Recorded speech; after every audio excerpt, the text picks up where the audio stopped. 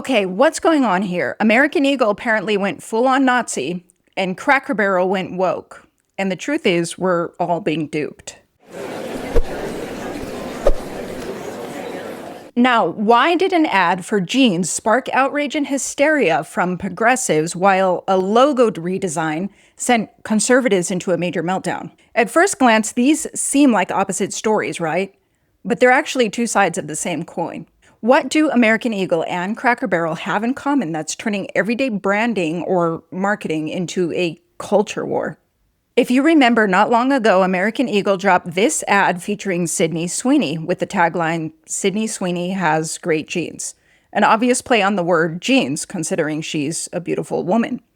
Well, the backlash came fast. Critics called it tone deaf and even went so far as to say that it felt like a reference to eugenics.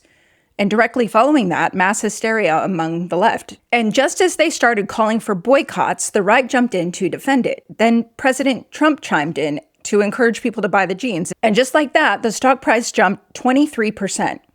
Now, just in the last week, we had another controversy. Cracker Barrel updated its logo and redesigned its restaurants as part of a rebrand, with the logo going from this to this.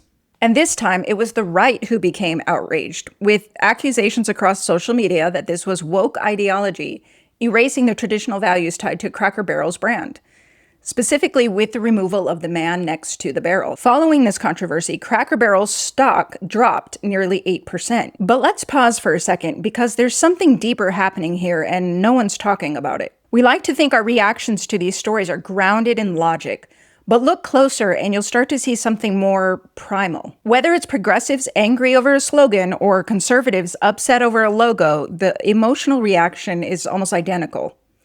Outrage, betrayal, a deep sense of personal loss. But what exactly are we losing here? Here's where it gets interesting, because it's not really about the brand at all. This is the uncomfortable truth. We're not consuming products anymore. We're consuming identity.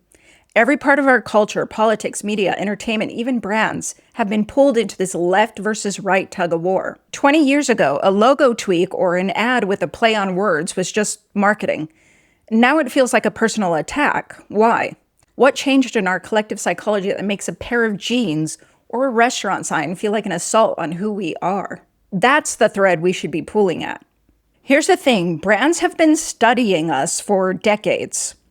Every slogan, every logo tweak, every design choice is engineered to mirror us back to ourselves. It's called brand identity reflection. We don't just buy products, we buy confirmation of who we are or who we want to be.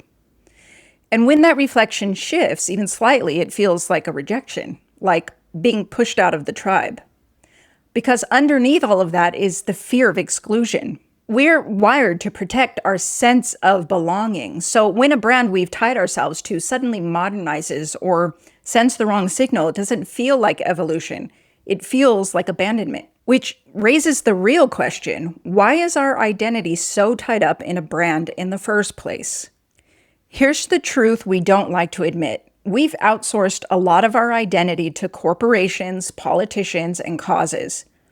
A pair of jeans, a restaurant logo, they become stand-ins for who we are. And when they change, it's like our identity is being cast out and stomped on. And it's also true that brands have leaned into these cultural and political divides. We all remember Bud Light in 2023, right? Whether these brands mean it or not is almost beside the point. The real question is, what does our outrage reveal about us?